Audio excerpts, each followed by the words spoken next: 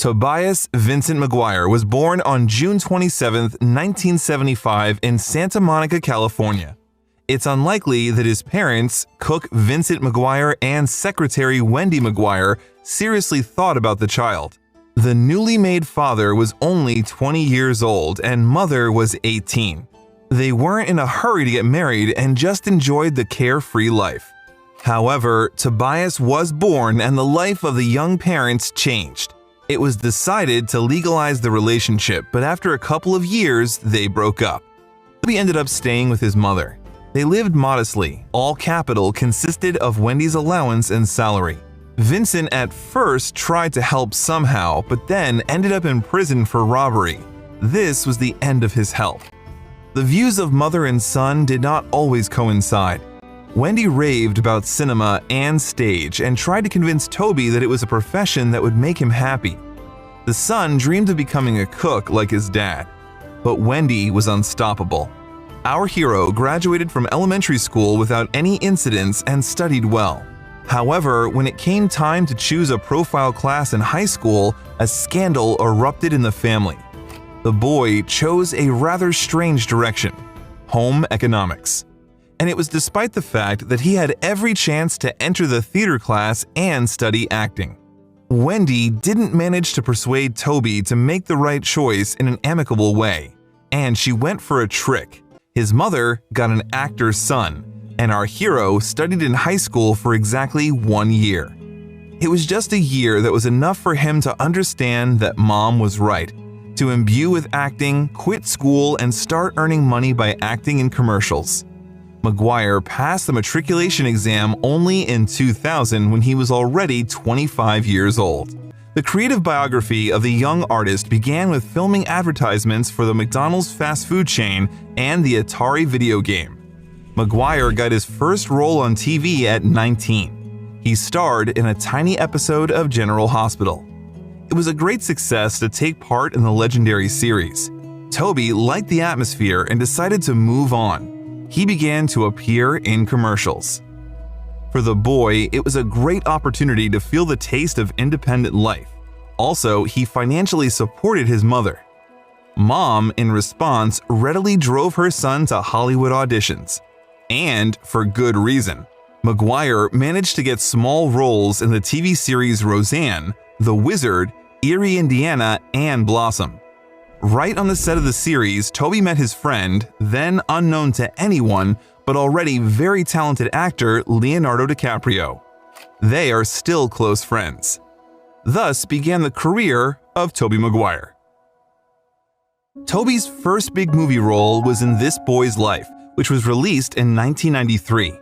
Of course, this is a supporting role, but the young actor is on the same set with Robert De Niro, Ellen Barkin, and his friend Leo, and therefore, he is just happy. The drama is narrated from the perspective of a teenager whose role was originally claimed by Maguire. But after a number of doubts, director Michael Catton Jones preferred DiCaprio, and Toby played his friend Chuck Bolger. Critics are pretty calm about the film. They aren't too enthusiastic about it, but a strong cast gives the movie good reviews. However, such a brilliant start in such a talented company was followed by several minor roles.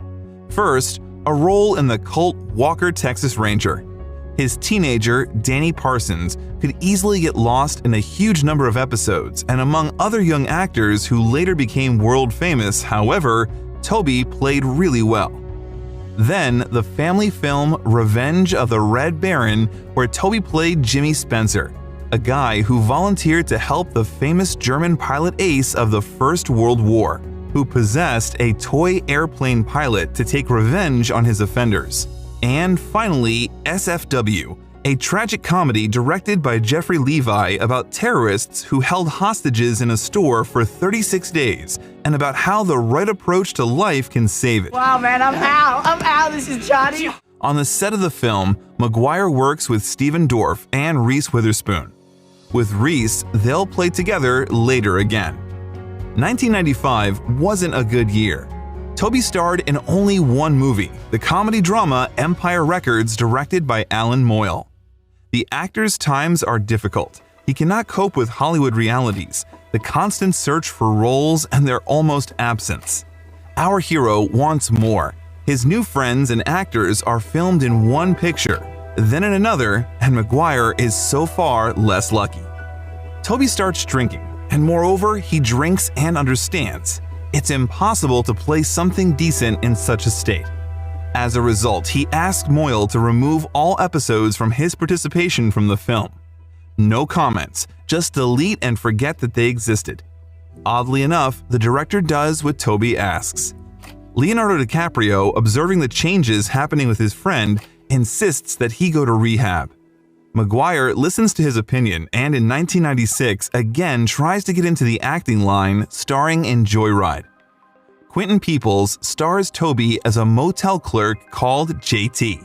JT and his friends make a very wrong decision to steal the car of a motel guest and go for a little drive. Alas, a surprise is found in Mrs. Smith's trunk, the dead body of one of her victims, and now JT must figure out what to do with it. The film turned out to be quite good. A mixture of genres and cast members such as Benicio del Toro, Christina Zilber, and Amy Hathaway could get more or less positive reviews from critics, but no one drew attention to the picture. Tobey doesn't give up. He finally coped with alcoholism and is ready to demonstrate his talent to the world in full force. 1997 helped him a lot. Tobey gets a role in The Ice Storm, the adaptation of the eponymous novel by Rick Moody.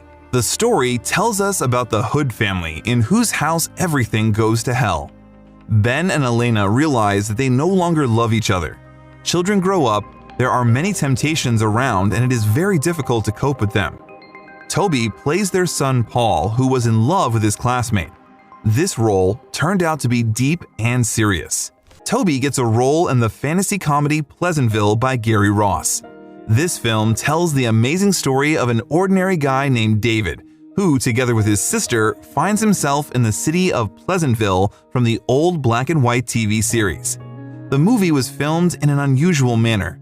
At first, the footage looks like black and white, and then gradually turns into color. Pleasantville was nominated for an Oscar in 3 categories and received a number of other awards. For the role of David, Tobey Maguire receives the Saturn Award, and this is his first award. The actor is happy. Critics and audiences are happy too. In the same year, the film Fear and Loathing in Las Vegas was released, in which Tobey played a hitchhiker. What would you do for a little episode in Terry Gilliam's film based on the novel by Hunter Thompson? Our Tobey agreed to wear a long white wig, and to make it look natural, he shaved his head and bleached his eyebrows. Was it worth it? Maguire had no doubts when he found out with whom he would be in the frame. It was Johnny Depp and Benicio del Toro. The story about a business trip of journalist Raul Duke and his lawyer Dr. Gonzo, filled with everything illegal that just comes to your mind, has become a cult classic. Tobey succeeded, finally, at least for a few minutes, in getting rid of the role of a naive, touching guy and tried something else. And he did it perfectly. Unfortunately, the film didn't pay off at the box office. However, over time, it acquired the status of a cult classic.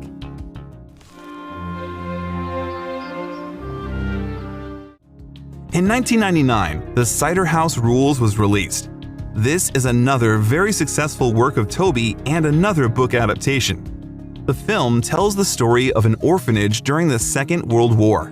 Maguire plays Homer. He helps a local doctor to carry out illegal abortions. Having made friends with one of the patients, Homer decides to give up everything and start a new life, with new friends by the sea. The film was supposed to be directed by Philip Boros, but he died of leukemia before filming began. Another contender for the director's chair, Michael Winterbottom, did not agree on the future picture with the screenwriter, and at the same time, the direct author of the book, John Irving. As a result, the choice fell on Lasse Hallström, and this duo managed to create a good picture, which was warmly received by critics. The film is considered one of the best works by this director and has received 7 Oscar nominations. And although Tobey Maguire never received any awards for this movie, it was impossible not to notice his work. In the same year, the premiere of another film with Tobey, Ride with the Devil, took place. Director Ang Lee decided to give Maguire the lead role, and he was right. The picture tells about the civil war between the North and the South. Jake, played by Tobey, along with his friend Jack, become partisans. They are only 19, and they are already faced with realities of adulthood and important choices. Some critics explain the title of the film as follows: "It is difficult to win in the pursuit of the devil if you yourself are that devil."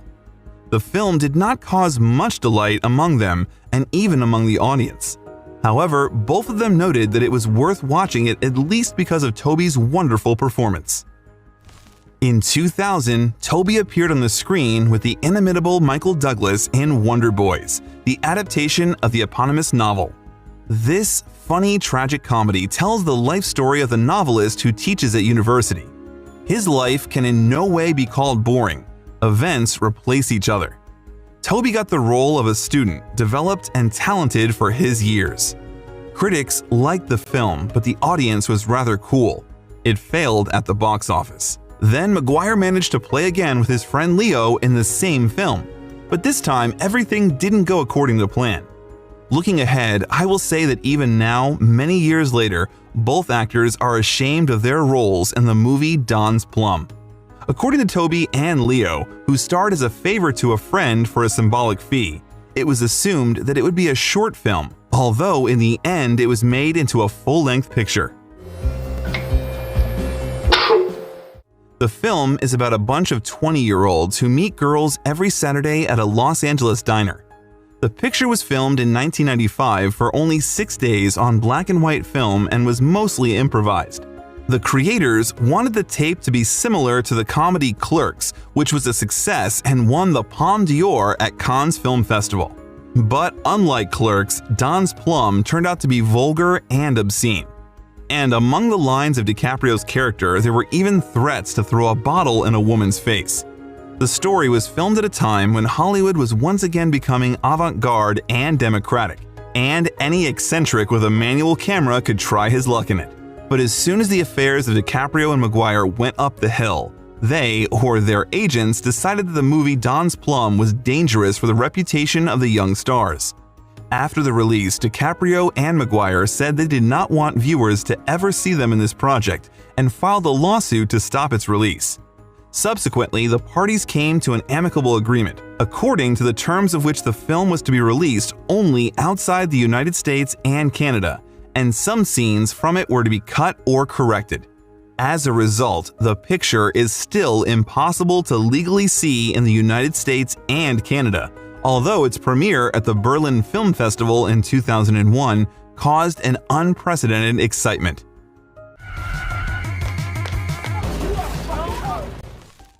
In 2002, the premiere of Seabiscuit took place. Once again, Tobey played the main role. The plot tells how, during the Great Depression, the love of horse racing in America reached its climax.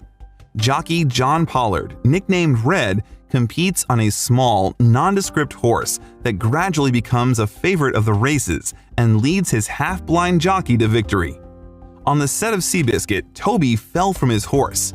Later, his back injury repeatedly made itself felt. The film about friendship between humans and animals received several nominations for the Oscar, Golden Globe, and Screen Actors Guild of the United States. However, he never won a single award. But this isn't a reason not to watch this wise and beautiful film. Oh, good idea. After the failure with Don's Plum, Tobey spent some time looking for a suitable role. And soon, it appeared and turned his whole life upside down. This is the role that helped the actor really wake up famous. You don't need to explain who Spider-Man is. Several generations of children have grown up on the comics about the adventures of Peter Parker, who, by the will of fate, received superpowers after being bit by a radioactive spider. But according to Tobey Maguire, he hasn't read a single Spider-Man comic. He agreed to star in the film because he liked the script. When director Sam Raimi started casting for the role of Spider-Man, the first person he wanted to offer was Freddie Prinze Jr., but something went wrong. Then there was James Franco, and right before him was Tobey Maguire. The search stopped on Tobey. Sam realized that he had found whom he was looking for. It is possible that it was the auditions where he was naked to the waist helped him get the role of our hero, but who knows? Tobey was delighted. It is a great honor to play such a cult character. But when the actor opened the script, he realized that filming would be very, very difficult. After all, as Uncle Ben used to say, with great power comes great responsibility.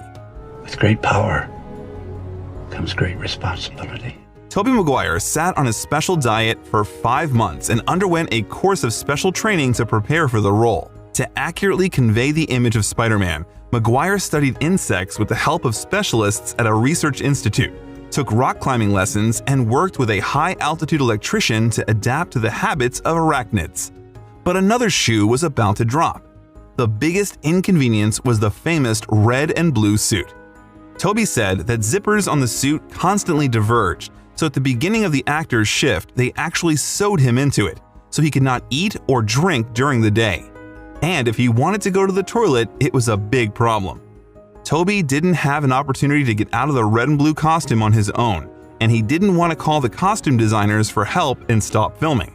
And the process of rescue, of course, took a lot of time and slowed down the work. So he had to put up with it.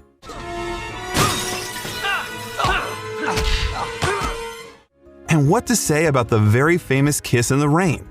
Tobey hangs upside down. Kirsten Dunst takes off his Spider-Man mask, rain, night, but the kiss looked romantic and spectacular only on the screen. But during the filming, it drove the actor to a rage. Another interesting fact, in the scene where Peter Parker catches the contents of Mary Jane's tray, no CGI was used. The tray was attached to Tobey's arm, and after numerous takes, he finally did the trick exactly as shown in the movie. Despite all the difficulties, the first part of Spider-Man made Tobey Maguire a real Hollywood star. This was not an episode, not a cameo, not a role in a one-off film. It was a real Hollywood blockbuster, and the whole world knew about Tobey. His image of Peter Parker is so strongly entrenched in geek culture that every new performer of this role has a difficult time. Fans are still debating who played Spider-Man better, Maguire, Garfield, or Holland. However, as it turns out, the actor was not ready for such a scale at all. He was terribly uncomfortable with such unhealthy attention to his person. He was embarrassed and tried to avoid public events. Tobey didn't cope with the test of fame and money. The self-destruction machine was launched and began to pick up speed. It all started in preparation for filming of the second part of Spider-Man. Tobey categorically refused to perform the stunts on his own, citing an injury which he got during the filming of Seabiscuit. Sony did not believe this reason and accused Maguire of simply filling himself up. The studio even began to look for a replacement for the actor and found it pretty quickly in the person of Jake Gyllenhaal. Tobey, of course, expected a very different reaction from the studio management and producers. He apologized to the studio and admitted that although the injury took place, it was not so serious. He can perform tricks and hang upside down. Not a big deal. The conflict was forgotten, and the generous Sony still raised the actor's fee. Thanks to the story of Peter Parker, Tobey Maguire got into the A-list. This is a list of the highest-paid Hollywood actors. Tobey's next job is a role in the 2006 film The Good German. Steven Soderbergh tells us about the American war correspondent Jake Geismer, who gets caught up in politics because of his former lover. Despite the bright cast, the main roles are played by George Clooney and Cate Blanchett. Good German turned out to be ambiguous. Many viewers and critics were surprised by the ending of the story. We won't reveal all the secrets, but many agreed that Tobey did a good job. He brightly and believably plays the inveterate villain. Telestop! Shut up! 2007, Tobey Maguire began to have serious problems. The shooting of the third part of Spider-Man started, and the story with the injured back surfaced again. Once having received a bonus, Tobey apparently decided to do the same again. The actor demanded that a doctor was always present on the set. The fee that Tobey was promised for the shooting did not suit him anymore, and he demanded a larger amount. Jake Gyllenhaal's name came up again. The film was somehow completed, but the picture did not cause any enthusiasm among fans. The audience could not understand what it was all about, what Sam Raimi wanted to tell them. And Sam himself later admitted that at the end of filming, he no longer understood who needed all of this. Spider-Man 3 failed at the box office, and fans of today's hero are sure that this fact was the last thing that finished off Maguire. Tobey became addicted to gambling and returned to alcoholism. He played well and often won. Big businessmen and bankers became his partners in the game. The players secretly gathered in one of the luxury hotels and played until morning. By the way, the losing rich were not always ready to accept defeat. Many of them, having lowered a large amount, went straight to court and began a lawsuit with the actor for their hard-earned hundreds of thousands of dollars. Maguire has participated in professional poker tournaments since 2004, and in June of 2007, he was featured on the TV show Poker After Dark. There, he hit a jackpot of $10 million. However, luck was not on his side for long, and at some point, Maguire lost more and more often.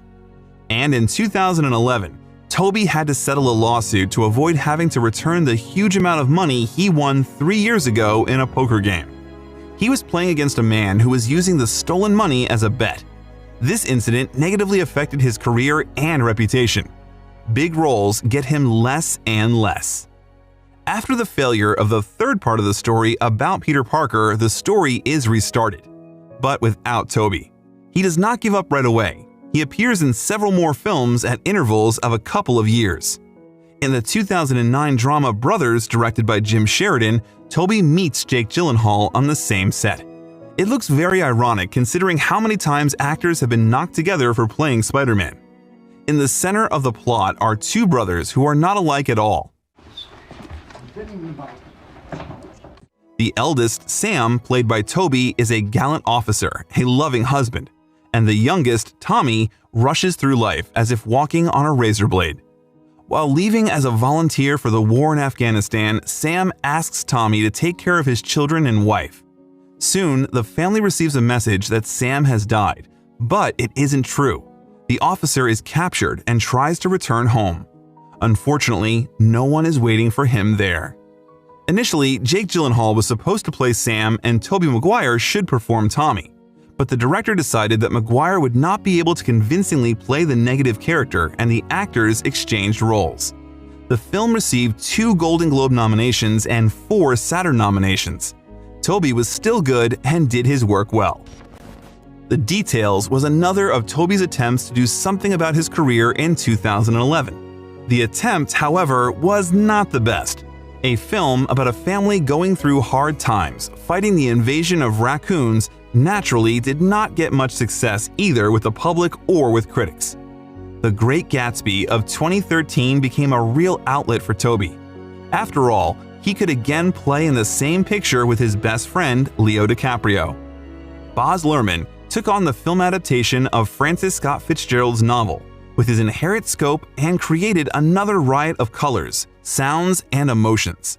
Naturally, all the attention was taken by the genius DiCaprio. However, Tobey, against his background, as well as against the background of Carey Mulligan and Joel Edgerton, looked very organic. He played the role of Nick Carraway, the narrator, a witness to the events that once happened on Long Island in the mansion of the mysterious and eccentric rich man Jay Gatsby. I'm Gatsby. Critics were not impressed by the next musical tale of Luhrmann, but the audience was delighted with the picture and play of each character. The film won 2 Oscars for costumes and production by production designers. After The Great Gatsby, Tobey Maguire has practically no roles. In the same year, he once again appeared in a big movie in Labor Day. He plays a small role of the main character in Old Age, and his appearance in this picture remains almost unnoticed. A year later, Tobey decides to participate in the TV show The Spoils of Babylon. This experiment is incomprehensible to the audience. They leave tons of negative reviews from the category of "Look where it got you, Tobey." Maguire does not appear on TV shows again. Instead, he opens his own production company, Material Pictures, and releases several films under its name. Rock of Ages, Pawn Sacrifice, and The Fifth Wave all fail at the box office. The actor works on the voice acting of the role of the narrator in the famous animated film The Boss Baby, and after that, he completely disappears from screens. We don't want to think that the career of the talented actor Tobey Maguire is over, but so far the list of his roles has not been replenished since 2017. Hopefully, this will change in the very near future. In 2021, the director of La La Land and Whiplash, Damien Chazelle, announced a new work in which Tobey will star, the film Babylon. This story has to do with the golden age of Hollywood.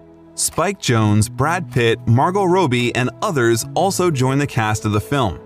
The premiere of the film is expected at the end of 2022. And of course, rumors of Tobey's guest starring in Spider-Man No Way Home cannot be ignored. For a long time, the producers either were leading us around by the nose or throwing up new rumors or refuting them. But what about Tobey's personal life? Alas, everything is not very smooth here either. A 2006 marriage with jewelry designer Jennifer Meyer, in which the couple had 2 children, fell apart after 10 years. Jennifer could not stand life with her husband, a gambler and a drug addict. Malicious talk says that the matter is also in the infidelity of the spouse. Allegedly, he again inflamed passion for Demi Moore, whom he met back in 2002. After the divorce, Tobey tried to build relationships with other women, but nothing serious came of it. In each interview, the actor says that he still maintains a good relationship with his ex-wife. Tobey and Jennifer were able to find a common language for the sake of the children. They periodically appear together at events, and Maguire supports his wife in new projects. In 2020, photos of Maguire with his new girlfriend, model Tatiana Diedemann, who is 17 years younger than her chosen one, began to appear frequently in the gossip. It was reported that the actor had already introduced his beloved to his family and children from a previous marriage. Unlike other actors who don't like to watch their movies, Tobey loves to rewatch his films. And not only his own, the actor is a real fan of cinema. Before filming The Great Gatsby, Tobey had not read Fitzgerald's novel. The actor generally read very little in his youth. He spent all his time and energy trying to make money and get out of poverty. Maguire doesn't like to dress up in expensive, fashionable clothes. Convenience is his main criterion when choosing outfits. The actor has been a vegetarian since 1992 and a vegan since 2009. When he needs to eat something containing meat according to the script, the meat products in the frame are replaced with soy counterparts. In addition to the fact that Maguire does not eat meat, dairy products, and eggs, he also does not wear leather and fur. I think that his friend Leo, an ardent environmentalist, appreciated this decision.